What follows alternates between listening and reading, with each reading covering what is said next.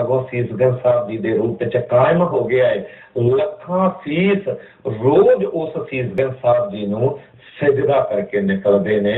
इहो जिहा महान कारनामा किया कि इस देश की लुटी जा रही पत नूं चादर बन के ढक लिया ते कह दिता गया उन्हां बारे तेग बहादुर हिंद की चादर, कहते सगर श्रेष्ठ पिता की चादर। हुण देखो पिता के कारनामे तां महान, पर हुण गुरु गोबिंद सिंह साहब सतगुरु जी के अपने कारनामे क्या महान कारनामे ने।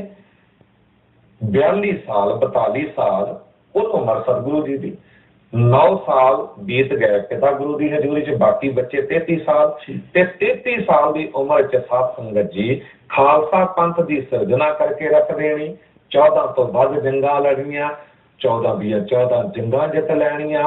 गुरु गोबिंद सिंह साहब सतगुरु जी ने वो महान कारनामे कीते कि लोग सुन के मुंह च उंगलां पा लेंदे ने ते इत्थे तक कह दिता जांदा, क्या दशमेश पिता तेरी बात कहूं, जो तूने पर उपकार किए एक खालसा पंथ सजा, जातों के भेद निकाल दिए, उस तेग के बेटे ने तेग पकड़ दुखियों के काट जंजाल दिए। उस मुल्को वतन की खिदमत में, इस वतन की सेवा, उस मुल्को वतन की खिदमत में कहीं बाप दिया कहीं लाल दिए, कहीं बाप दिया कहीं लाल दिए। ਇਹੋ ਜਿਹੇ ਮਹਾਨ ਕਾਰਨਾਮੇ ਗੁਰੂ ਗੋਬਿੰਦ ਸਿੰਘ ਜੀ ਜੀਵਨ ਜੇ ਜੇਕਰ ਅਸੀਂ ਗੱਲ ਕਰੀਏ ਉਹਨਾਂ ਦੀ ਸ਼ਖਸੀਅਤ ਦੇ ਬਾਰੇ, ਤਾਂ ਉਹਨਾਂ ਦੇ ਜੇ ਗੁਰੂ ਸਾਹਿਬ ਨੇ ਤਾਂ ਆਪਣੇ ਬਚਪਨ ਤੋਂ ਹੀ ਦੱਸ ਦਿੱਤਾ ਸੀ ਕਿ ਕਿਸ ਤਰ੍ਹਾਂ ਦੇ ਅੱਗੇ ਹਾਲਾਤ ਵਿੱਚ ਸਾਹਮਣਾ ਕਰਨ ਵਾਸਤੇ ਤਿਆਰੀ ਹੈ। ਉਹਨਾਂ ਦੀ ਅਕਸ ਦੀ ਜੇ ਗੱਲ ਕਰੀਏ ਜੇਕਰ ਬੱਚੇ ਹੁੰਦੇ ਨੇ ਪਟਨੇ ਸਾਹਿਬ ਤੋਂ ਦੇਖਿਆ ਜਾਏ ਕਿ ਨਵਾਬ ਦੇ ਅੱਗੇ ਸਰ ਨਾ ਝੁਕਾਉਣਾ, ਉਸ ਤੋਂ ਬਾਅਦ ਅਨੰਦਪੁਰ ਸਾਹਿਬ ਆ ਕੇ ਸ਼ਸਤਰ ਵਿੱਦਿਆ ਗ੍ਰਹਿਣ ਕਰਨ ਤੋਂ ਬਾਅਦ ਪਿਤਾ ਸਾਹਿਬ ਜੀ ਦੀ ਸ਼ਹੀਦੀ ਹੁੰਦੀ ਹੈ। ਉਸ ਤੋਂ ਬਾਅਦ ਜੇਕਰ ਅਸੀਂ ਗੱਲ ਕਰੀਏ 1675 ਵਿੱਚ ਸ਼ਹੀਦੀ ਹੁੰਦੀ ਹੈ, 1699 ਵਿੱਚ ਖਾਲਸੇ ਦੀ ਸਾਧਨਾ ਹੁੰਦੀ ਹੈ। ਉਸ ਵਿਚਕਾਰ ਖਾਲਸੇ ਨੂੰ ਇੱਕ ਮੁੱਠ ਖਾਲਸੇ ਦੀ ਸਾਧਨਾ ਤੋਂ ਪਹਿਲਾਂ ਜਿਹੜੀ ਤਿਆਰੀ ਕਰਨੀ, ਜਿਸ ਤਰ੍ਹਾਂ ਕਿ ਸ਼ਸਤਰ ਵਿੱਦਿਆ ਨੂੰ ਸਿਖਾਉਣਾ, ਘੋੜਸਵਾਰੀ, ਤੇ ਇੱਕ ਤਰ੍ਹਾਂ ਦਾ ਇੱਕ ਕਲਚਰ ਇਸ ਤਰ੍ਹਾਂ ਦਾ ਕ੍ਰੀਏਟ ਕੀਤਾ ਗੁਰੂ ਸਾਹਿਬ ਜੀ ਨੇ ਕਿ ਜਿਸ ਨਾਲ ਕਿ ਜਦ ਖਾਲਸੇ ਦੀ ਸਾਧਨਾ ਹੋਏ ਤਾਂ ਉਸ ਵੇਲੇ ਖਾਲਸਾ ਤਿਆਰ ਬਰ ਤਿਆਰ ਜ਼ੁਲਮ ਤੇ ਜ਼ਬਰ ਨਾਲ ਲੜਨ ਵਾਸਤੇ ਹੋਏ। ਵੱਡੀ ਗੱਲ ਇੱਥੇ ਤੁਸੀਂ ਜੋ ਗੱਲ ਕਰਨਾ ਚਾਹ ਰਹੇ ਹੋ ਕਿ 9 ਸਾਲ ਦੀ ਉਮਰ ਦੇ ਵਿੱਚ ਪਿਤਾ ਗੁਰੂ ਦਾ ਸੀਸ ਗੋਦ ਵਿੱਚ ਆਉਣਾ, ਤੇ ਇਹੋ ਜਿਹੇ ਔਖੇ ਵੇਲੇ ਗੁਰੂ ਗੋਬਿੰਦ ਸਿੰਘ ਸਾਹਿਬ ਜੀ ਨੇ ਸਿੱਖ ਪੰਥ ਦੀ ਅਗਵਾਈ ਕਰਨੀ, ਜਦੋਂ ਹਕੂਮਤ ਵੀ ਵੈਰੀ ਹੈ, ਲੋਕ ਵੀ ਵੈਰੀ ਨੇ, ਤੇ ਉਦੋਂ ਗੁਰੂ ਗੋਬਿੰਦ ਸਿੰਘ ਸਾਹਿਬ ਜੀ ਨੇ ਅਗਵਾਈ ਕਰਨੀ ਤੇ ਸਾਰਿਆਂ ਨੂੰ ਪਿਆਰ ਵੀ ਦੇਣਾ। ਤੇ ਗੁਰੂ ਗੋਬਿੰਦ ਸਿੰਘ ਸਾਹਿਬ ਸਤਿਗੁਰੂ ਜੀ ਦੇ ਕਾਰਨਾਮੇ ਜੇ ਗਿਣਨ ਤੇ ਆਈਏ ਨਾ ਤੇ ਸਮਾਂ ਨਹੀਂ ਸਾਡੇ ਕੋਲ ਰਹੇਗਾ ਵੀ ਕਿਸ ਤਰੀਕੇ ਦੇ ਨਾਲ ਕਵੀਆਂ ਨੂੰ ਆਪਣੇ ਕੋਲ ਰੱਖਣਾ, ਕਿਤੇ ਪਾਉਂਟਾ ਸਾਹਿਬ ਜਾ ਕੇ ਵਸਾ ਦੇਣਾ।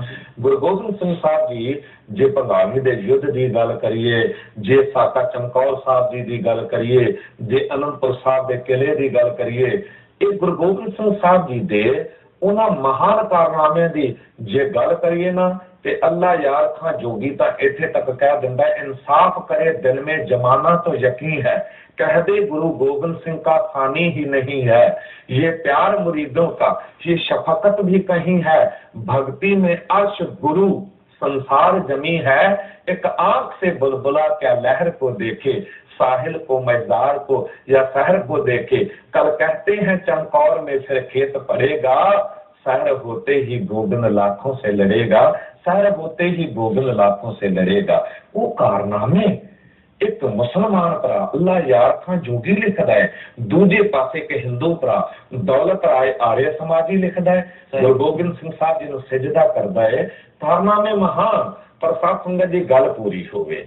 दादे परदादे लपड़दादे दे कारनामे महान, पिता दे कारनामे महान, सतगुरु जी दे अपने कारनामे महान, पर अगे किहो जिहा खानदान की औलाद चारे साहबजादे वो महान शहीदी साके वरताउंदे ने कि लोग वेख के एक बारी हैरान होके मुंह चुंगला पा लेंदे ने, ये ननियां जिंदा ते वड्डे साके ते उन्हां नूं कहना पै जांदा है धन धन गुरदेव सुत, जिस तरह आप पढ़े ना धन धन पिता, धन धन सो धन धन कुल, धन धन सो जननी जिन गुरु जनिया माए। पिता की गल तां ठीक, कुल की गल तां ठीक, मां की भी गल ਬੀਬੀ ਭਾਨੀ ਜੀ ਇਹ ਮਹਾਨ ਮਾਂ ਨੇ ਜਿਨ੍ਹਾਂ ਦੇ ਗੋਦ ਤੋਂ ਇਹੋ ਜਿਹੇ ਖਾਨਦਾਨ ਨੇ, ਇਹੋ ਜਿਹੇ ਪੁੱਤਰ ਪੋਤਰਿਆਂ ਨੇ ਜਨਮ ਲਿਆ। ਮਾਂ ਵੀ ਧੰਨ ਹੈ। ਪਰ ਤੁਸੀਂ ਵੇਖੋ ਅੱਗੇ ਇਹ ਪੋਤਰੇ, ਇਹ ਸਾਹਿਬਜ਼ਾਦੇ ਕਿਤਨੇ ਕੁ ਧੰਨ ਹੋ ਗਏ ਕਿ ਕਹਿਣਾ ਪੈ ਗਿਆ ਧੰਨ ਧੰਨ ਗੁਰਦੇਵ ਸੁਤ, ਧਨ ਕੋ ਲੋਭ ਨਾ ਕੀਨ, ਸਰੀਰ ਦਾ ਮੋਹ ਨਹੀਂ ਕੀਤਾ, ਧਰਮ ਰਾਤ ਕੱਲ ਸੌ ਗਏ, ਦਾਦੇ ਸੋ ਜਸ ਲੀਨ। ਗੁਰੂ ਤੇਗ ਬਹਾਦਰ ਸਾਹਿਬ ਜੀ ਤੋਂ ਘੱਟ ਨਹੀਂ ਕਹਿੰਦੇ, ਉਹਨਾਂ ਵਰਗਾ ਯਸ਼ ਲਿਆ ਹੈ। ਤੇ ਮੈਥਲੀ ਸ਼ਰਨ ਗੁਪਤ ਨੂੰ ਲਿਖਣਾ ਪੈ ਗਿਆ, ਜਿਸ ਕੁਲ ਕੌਮ ਜਾਤ ਕੇ ਬੱਚੇ, ਕੁਲ ਦੀ ਗੱਲ, ਜਿਸ ਕੁਲ ਕੌਮ जात के बच्चे दे सकते यूं बलिदान, वर्तमान कुछ भी हो उसका भविष्य महान, वर्तमान कुछ भी हो उसका भविष्य महान। पर इस्पाल जी एक अफसोस होता है, असी गुरु इतिहास नूं पढ़दे हां, गुरु खानदान नूं ते जीवन नूं पढ़ के अज असी माँ बाप जो जागदे नहीं है, छोटे ਹੁੰਦਿਆਂ ਤੋਂ ਜਾਂ ਉਸ ਮਾਹੌਲ ਨੂੰ ਦੇਖ ਵੀ ਰਹੇ ਆ ਪੰਜਾਬ ਵਿੱਚ ਖਾਸ ਕਰਕੇ ਵੀ ਆਸੇ ਪਾਸੇ ਸਭ ਕੁਝ ਇਹ ਹੋ ਰਿਹਾ ਹੈ, ਧਰਮ ਵੀ ਲੋਕ ਛੱਡ ਰਹੇ ਨੇ, ਕੇਸਾਂ ਨੂੰ ਕਤਲ ਕਰਾ ਰਹੇ ਨੇ, ਤੇ ਮਾਂ-ਬਾਪ ਨੂੰ ਪਹਿਲਾਂ ਸੁਚੇਤ ਨਹੀਂ ਹੋਣਾ ਚਾਹੀਦਾ। ਕੋਈ ਤਾਂ ਯਤਨ ਕਰਨ, ਇਹ ਗੱਲ ਜੇ ਨਾ ਕਰਾਂਗਾ ਗੱਲ ਅਧੂਰੀ ਰਹਿ ਜਾਵੇਗੀ। ਤੁਸੀਂ ਦੇਖੋ ਪ੍ਰੇਰਣਾ ਲੈਣੀ ਚਾਹੀਦੀ ਸਾਨੂੰ ਸਿੱਖਾਂ ਤੋਂ। ਹੁਣ ਜੇ ਗੱਲ ਕਰੀ ਨਾ ਭਾਈ ਸੁਬੇਗ ਸਿੰਘ ਤੇ ਸ਼ਹਿਬਾਜ਼ ਸਿੰਘ ਜੀ ਦੀ, ਤੁਸੀਂ ਕਈ ਵਾਰੀ ਇਤਿਹਾਸ ਪੜ੍ਹਿਆ ਹੋਵੇਗਾ, ਕਿਆ ਕਮਾਲ ਉਹਨਾਂ ਨੇ ਐਗਜ਼ਾਮਪਲ ਸਾਡੇ ਸਾਹਮਣੇ ਰੱਖਿਆ, ਉਦਾਹਰਣ ਸੁਬੇਗ ਸਿੰਘ ਜੀ ਨੇ। ਤੇ ਕਹਿੰਦੇ ਸਾਹਮਣੇ ਉਹ ਚਰਖੀਆਂ ਤਿਆਰ ਕੀਤੀਆਂ ਗਈਆਂ ਸਨ ਤੇ ਕਿਹਾ ਸੀ ਕਿ ਉਸ ਚਰਖੜੀ ਉੱਤੇ ਤੁਹਾਡੇ ਪੁੱਤਰ ਨੂੰ ਤੇ ਤੁਹਾਨੂੰ ਚੜਾ ਕੇ ਸ਼ਹੀਦ ਕਰ ਦਿੱਤਾ ਜਾਵੇਗਾ। ਉਹ ਇਸ ਤਰ੍ਹਾਂ ਚਰਖੀਆਂ ਚੱਲਦੀਆਂ ਸਨ ਕਿ ਬੰਦੇ ਦੇ ਸਰੀਰ ਦੇ ਮਾਸ ਦੇ ਤੁੰਬੇ ਉੱਡ ਜਾਂਦੇ ਸਨ। ਸੁਬੇਗ ਸਿੰਘ ਨੇ ਕਿਹਾ ਕਿ ਮੈਨੂੰ ਇਹ ਪ੍ਰਵਾਨ ਹੈ। ਉਹ ਕਹਿਣ ਲੱਗੇ ਇੱਕ ਉਹ ਤੇ ਤੇਰਾ ਪੁੱਤਰ ਹੈ ਜੀ, ਤੇ ਤੂੰ ਛੱਡ ਗੁਰੂ ਦੇ ਪਿਆਰ ਨੂੰ, ਤੂੰ ਆਪਣੇ ਪੁੱਤਰ ਨੂੰ ਬਚਾ ਤਾਂ ਕਿ ਤੇਰੀ ਕੁੱਲ ਚੱਲਦੀ ਰਹੇ।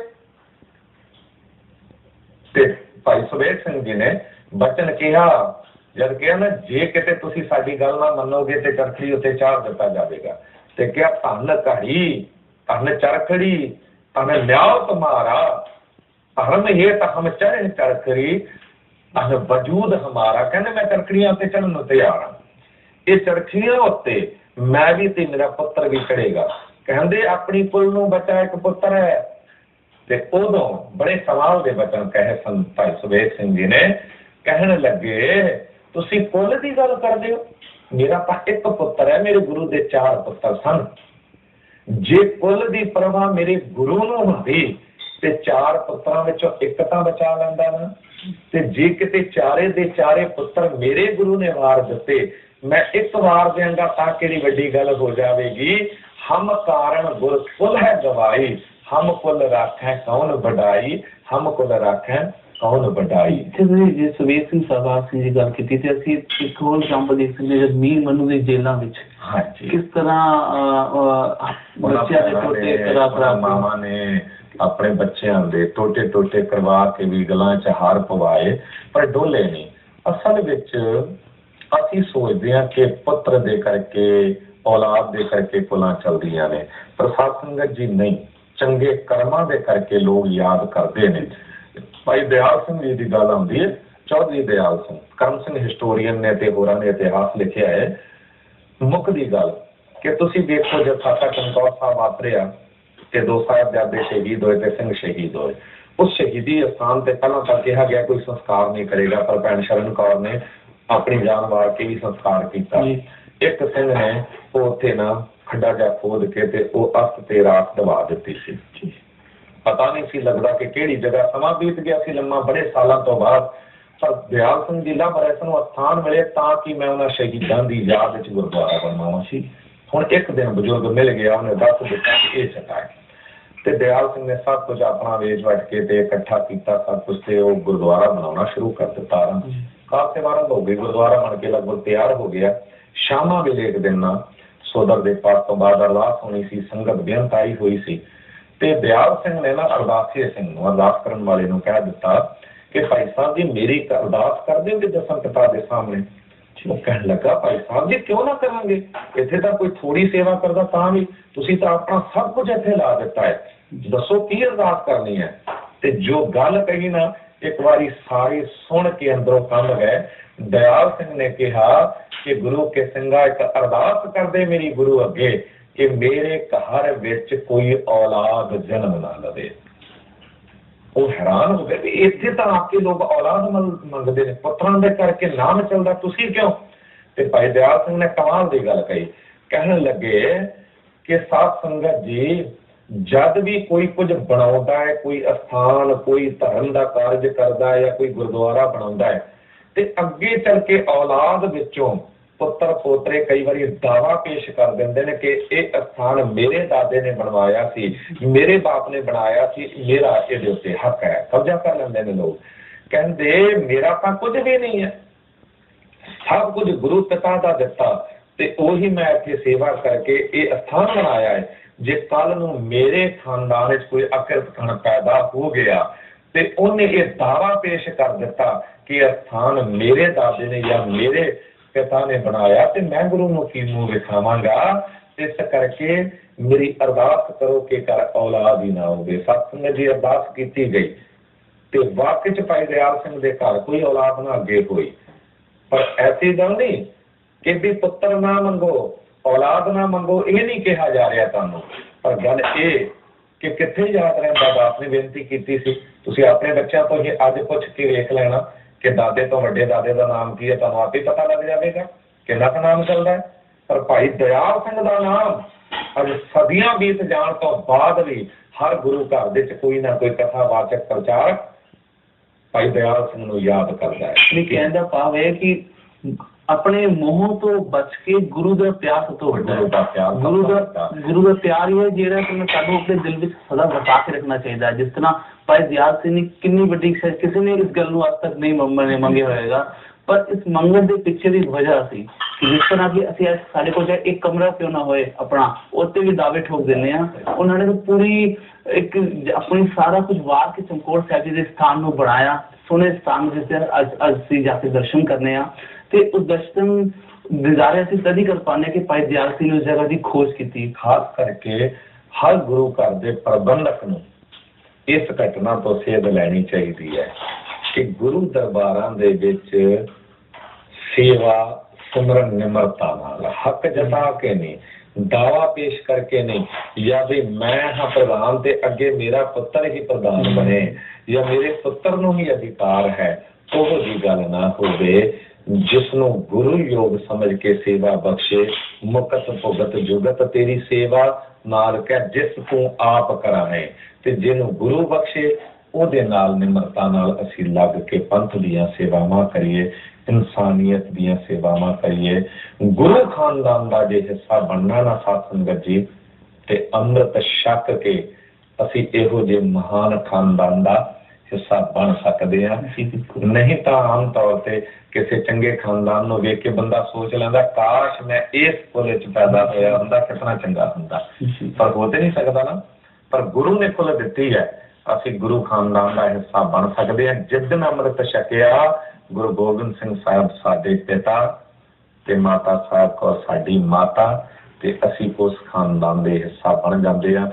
हुण विचार आपां ने करनी है कि असी बनना चाहते हैं कि नहीं बनना चाहते। बिल्कुल जिस तरह की गुरु साहब के सारे गुरु साहिबान का जीवन है वो सानू इस तरह की सेध देता है कि गुरता गद्दी कोई सुखा की सेज नहीं जिते बह के कोई गुरु साहिबान ने बड़े ऐशो आराम नाल रहा, उन्होंने कुर्बानियां दी है। जिस तरह कहा जाता है ना कि कृपान की तार से चलना बराबर है सिक्खी कमाना सिक्खी निभाना बहुत ही औखा है, पर सौखा बन जाता है जब असी गुरु के नाल प्रेम करन लग पैंदे आ। गुरु के प्रेम के नाल जीवन बिता के असी गुरु की सिक्ख्या के नाल अपना जीवन व्यतीत करते हैं। असी आस करते हैं कि तुहानूं भी ते सानूं दोनों नूं अज दे धर्म विचार तो कोई ना कोई सेध जरूर मिलेगी। हुण तुसीं अपने कोई भी सुझाव ते विचार सानूं ईमेल दे राहीं भेज सकदे हो। साडा ईमेल एड्रैस नोट कर लो ekongkar@znetwork.com। ज्ञानी हरनाम सिंह जी तुसीं एकओंकार विचार दा बहुत बहुत धन्यवाद जी। भुलना चुका दी माफी दियो असीसां ते प्यार से फतेह बुलाओ। वाहिगुरू जी का खालसा वाहिगुरू जी की फतेह। अव्वल अल्लाह नूर पाया कुदरत के सब बंदे, एक नूर ते सब जग उपजया। कौन भले कौन मिलते।